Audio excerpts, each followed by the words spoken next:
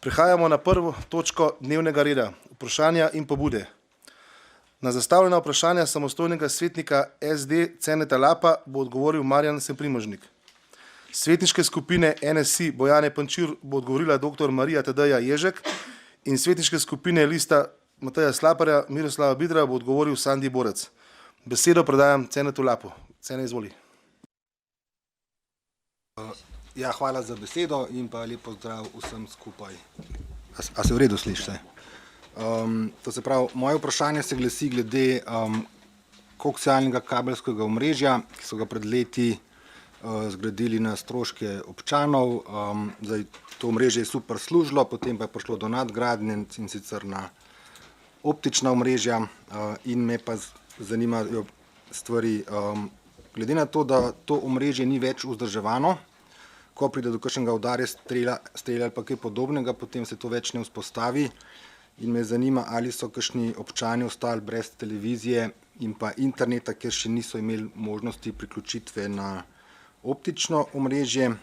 In pa drug del vprašanja je pa, ker stari vodniki lahko povzročajo nevarnost, predvsem zaradi udara strele in pa kakšne težave pri intervencijah, me zanima, kdo in kdaj bo izvedel odstranitev. Hvala. Marjan, izvoli besedo. Hvala za besedo. Prav tako se zahvaljujem gospodu Lapu za vprašanje. Za vprašanje smo zaprosili podjetje T2, ki je dejansko tudi prevzelo upravljanje omrežja tako imenovane kamniške kabelske televizije. In sicer koaksialno omrežje se ne sklaplja, dokler ne bodo vsi naročniki postavljeni na nov medij. V sklopu izgradnje optičnega omrežja se ponudi možnost priklopa vsem občankam in občanom, ne glede na to, ali so naročniki T2 ali kakšnega drugega omrežja. Vkolikor ne želijo priklopa takoj, imajo možnost priprave kabelske kanalizacije, kar jim omogoča, da lahko kadarkoli v prihodnosti naročijo storitve, ki jih bodo potrebovali. Aktivno omrežje je redno vzdrževano in servisirano v skladu z vsemi standardi. Staro, izklopljeno omrežje, ki ni več v uporabi, pa se odstranjuje sproti na zahtevo posameznih strank.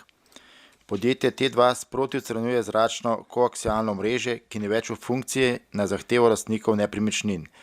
Za odstranitev kablov namreč potrebujejo dostop do parcele oziroma nepremičnine, zato odstranjevanje ni mogoče brez soglasja lastnika. Hvala. Marjan, hvala lepa. Cene, želite dodatno dopolnitev? Hvala lepa. Besedo predajam Bojani Pančur. Bojana, izvoli. Hvala za besedo. Moje vprašanje se nanaša na sprejem UPN-ja in sicer sprejem UPN-ja je za občino kompleksen in dolgotrajen postopek, ki bistveno vpliva na kvaliteto življenja občini in razvoj občine. V procesu sprejemanja OPN-ja sodeluje več nosilcev urejanja prostora, ki na osnutek OPN-ja podajajo mnenja. V zvezi s sprejemanjem OPN-ja za občino Kamnik me zanima, ali ima občina Kamnik pridobljena že vsa mnenja nosilcev urejanja prostora za sprejem prihajajočega OPN-ja, kateri nosilci urejanja prostora niso izdali pozitivnega mnenja k OPN-ju in zakaj, kdaj se lahko pričakuje obravnava gradiva OPN-ja na občinskem svetu. Zanima me, ali občina Kamnik vsako pobudo, ki je bila predlagana in so bila zanjo pridobljena vsa pozitivna mnenja, vključi v OPN, ali o tem sledi presoja. Zaradi strateške lokacije in namembnosti ter trenutne neurejenosti na območju nekdanje smodnišnice me zanima, kdaj lahko pričakujemo sprejetje OPPN-ja za smodnišnico. Katere so ovire, ki trenutno najbolj zavirajo proces priprave in sprejemanja OPPN-ja? Prosim, če nam predstavite časovnico sprejemanja OPPN-ja s posameznimi fazami in obrazložitvijo, ki na tej časovnici se nahajamo sedaj. Prosim za pojasnilo, katere faze so bile izvedene v zadnjih 4 letih. Zanima me, kakšno je stališče občine Kamnik glede trenutnega stanja v smodnišnici in kakšne so možnosti, da se zadeve z OPPN-jem uredijo na kakšen način, kot je to predvideno v smernicah za to območje. Glede na tako imenovani divji oziroma nenadzorovan razvoj prostora na obravnavanem območju, Me zanima, kakšne pristojnosti ima občinski inšpektorat, kakšne oddelek za urejanje prostora in kakšne občinski urbanist v zvezi s preprečitvijo oziroma sankcioniranjem dejanj v zvezi z uzurpacijo prostora. Ali ima občina Kamnik pregled nad grajenimi objekti v Smodišnici, se stanje spremlja in katere aktivnosti v zvezi s tem občina izvaja? Na območju nekdanje Smodnišnice so avgustovske poplave povzročile tudi enormno škodo. Kakšne posledice bodo nova dejstva imela za sprejem tega in drugih prostorskih aktov, ki obravnavajo območja, za katera se je izkazalo, da so poplavno ogrožena? Hvala. Hvala lepa za vprašanje. Besedo predajam Mariji Tedej Ježek. Marija, izvoli. Hvala lepa. Lep pozdrav tudi v mojem imenu. Za vsako spremembo namenske rabe prostora morajo dati pozitivno mnenje vsi nosilci urejanja prostora. Občina Kamnik za spremembe in dopolnitve občinskega prostorskega načrta številka 2 do danes še nima pridobljenih vseh pozitivnih mnenj nosilcev urejanja prostora. Na mnenje Ministrstva za kulturo je občina čakala več kot 6 mesecev. Dne 10.11.2023 je Ministrstvo za kulturo izdalo le neuradno mnenje, v katerem niso obravnavane vse spremembe, ki so vključene v postopek sprememb in dopolnitev OPN številka 2. Negativna mnenja so izdali Ministrstvo za kmetijstvo, gozdarstvo in prehrano, Ministrstvo za naravne vire in prostor, Ministrstvo za kulturo, sicer neuradno mnenje, Zavod Republike Slovenije za varstvo narave in Direkcija Republike Slovenije za vode. Po prejemu negativnega mnenja se mora občina s posameznimi nosilci urejanja prostora usklajevati toliko časa, da so spremembe usklajene s posamezno področno zakonodajo. V tem tednu je bilo na Ministrstvo za naravne vire in prostor ter Ministrstvo za kmetijstvo, gozdarstvo in prehrano poslano dopolnilno in popravljeno gradivo. Zavod Republike Slovenije za varstvo narave se bo v tem tednu opredelil do predlaganega popravka gradiva. Z Direkcijo Republike Slovenije za vode potekajo usklajevanja glede predlaganega gradiva. Občina Kamnik je vsako predlagano pobudo za spremembo namenske rabe prostora, za katera so bila pozitivna mnenja nosilcev urejanja prostora, vključila v spremembe in dopolnitve OPN številka 2. Po prejemu vseh pozitivnih mnenj nosilcev urejanja prostora bo občinska uprava predlagala občinskem svetu, da obravnava in sprejme predlog sprememb in dopolnitev OPN številka 2. Sedaj pa še odgovor glede Smodnišnice.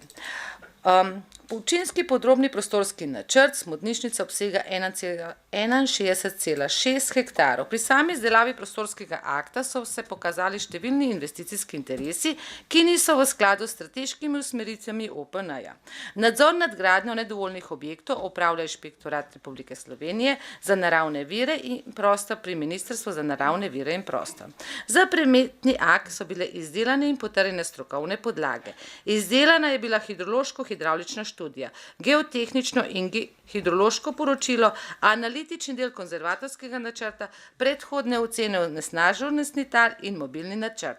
Trenutno je v izdelavi okoljsko poročilo, ki bo za pridobitev mnenja o ustreznosti oddano na Ministrstvo za okolje, podnebje in energijo. Sočasno z okoljskim poročilom je potrebno oddati tudi dopolnjen osnutek OPPN-ja. Nadalje je pričakovati pripombe nosilcev urejanja prostora in usklajevanje v prvi polovici naslednjega leta. V okoljsko poročilo ne bo vključena presoja varstva kulturne dediščine, navedeno se bo ustrezno dopolnilo po pridobitvi smernic Ministrstva za kulturo. V sklopu priprave OPPN in strokovnih podlag je potrebno pripraviti še končno načrtovane ukrepe z vidika varstva pred poplavno ogroženostjo. Po pridobitvi odločbe o ustreznosti okoljskega poročila sledi uskladitev osnutka OPPN za lastniki na območju, priprava osnutka OPPN za javna razgrnitev in obravnava osnutka OPPN.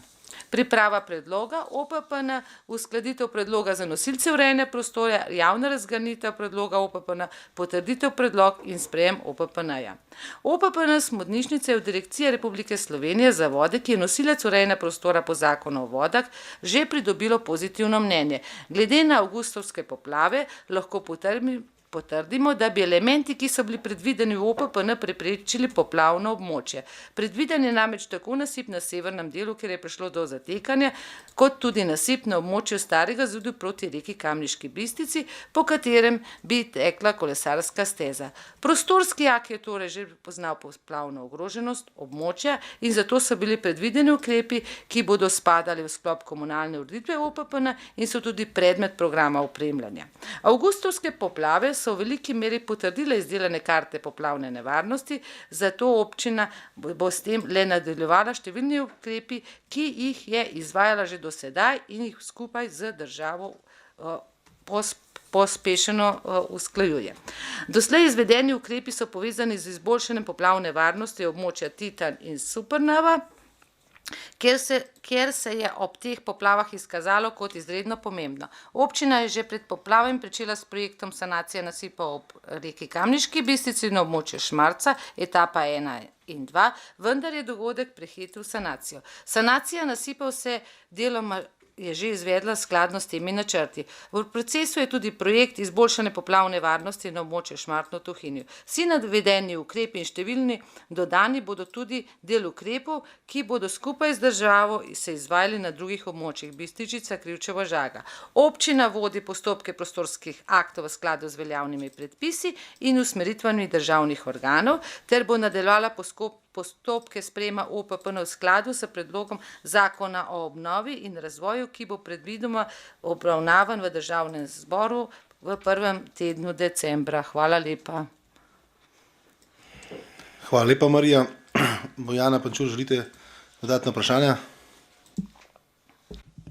Ja, v bistvu bi samo želela vprašati glede na prvi del odgovora, če mogoče lahko podate vašo oceno glede na potek dogodkov pa na izkušnje, kdaj približno bi to šlo v obravnavo občinskemu svetu? A je to pol leta, a je to 1 leto ali pač približno ocena?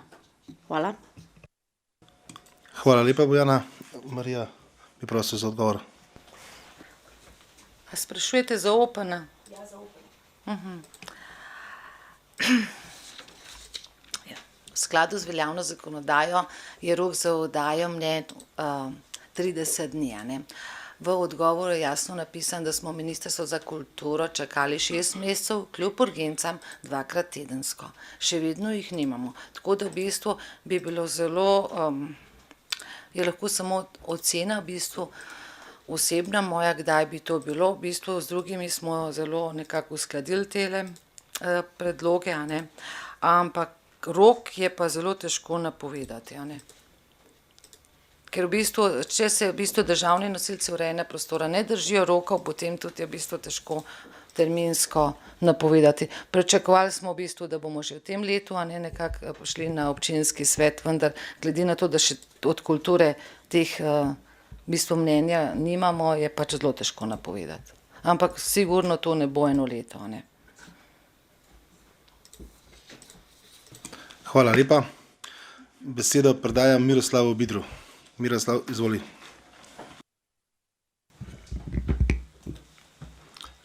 Lepo pozdravljeni. Spoštovani, v imenu svetniške skupine Liste Mateja Slaparja na vas naslavljam naslednje vprašanje. V letu 2010 so ob izgradnji nakupovalnega središča Kulandija, danes Supernova, projektanti zahtevali izgradnjo velikega dvosteznega rondoja. Kljub težavam s prostorom je velik krožni otok dobil današnjo podobo. Direkcija za ceste pa se je po nekaj prometnih nesrečah odločila rondo spremeniti tako, da se morajo vozila, ki prihajajo iz Mengša in želijo pot nadaljevati mimo Supernove ali po Ljubljanski cesti proti Kamniku, razvrstiti zgolj na levi pas in dati prednost vozilom, ki vozijo v smeri sever-jug, tako da se proti Korenjevi cesti nabirajo dolge kolone. Ker je bil v osnovi desni pas načrtovan za nadaljevanje vožnje po obvoznici in zavijanje proti Šmarci, katerega dejansko upravljajo zelo malo vozil, poleg tega pa projektant predvideva še dodatno krožišče v križišču s Korenjevo cesto, se pričakuje, da se bo celotna situacija še dodatno poslabšala. Zato upoštevajte, da so se vozniki že navadili na to križišče, predlagamo, da občina na Direkcije za ceste naslovi pobudo za prenovo krožišča na Duplici. Obenem pa predlagam, da se v sklopu pobude na Direkcijo za ceste naslovi tudi predlog za čimprejšnjo rekonstrukcijo krožišča oziroma dela vozišča v manjšem rondoju za zavijanje proti Volčjem potoku. Saj je ta v izjemno slabem stanju oziroma so v vozišču ustvarjene kolesnice, ki so izjemno moteče pri zavijanju iz obvoznice proti Volčjem potoku. Dodal pa bi še, da je treba rondo pred OMV-jem tudi sanirati, ker so se nastale grbine in je to treba tudi odstraniti. Hvala. Miroslav, hvala za vprašanje. Odgovoril bo Sandi Borec. Sandi, izvoli. Hvala lepa. Občinska uprava je dne 16.11.2023 upravljavca za državne ceste Direkcije Republike Slovenije za infrastrukturo posredovala dopis oziroma pobudo za ureditev krožišča Kolandija na regionalni cesti Mengeš-Duplica za zagotovitev pretočnosti vozil v krožišču. Prav tako smo na infrastrukturo dne 8.6.2023 posredovali dopis za ureditev dveh krožnih križišč na državni cesti Duplica-Kamnik, in sicer za Volčji potok in povezovalko. V drugi polovici meseca julija 2023 smo prejeli odgovor se strani upravljavca za državne ceste, da bodo odseka dodali v predlog plana krpanja za leto 2024 in da bo sanacija realizirana, ko bodo v ta namen zagotovljena proračunska sredstva. Hvala lepa. Sandi, hvala lepa. Miroslav, želite dodatno vprašanje? Ne. Če ne, zaključujemo to točko.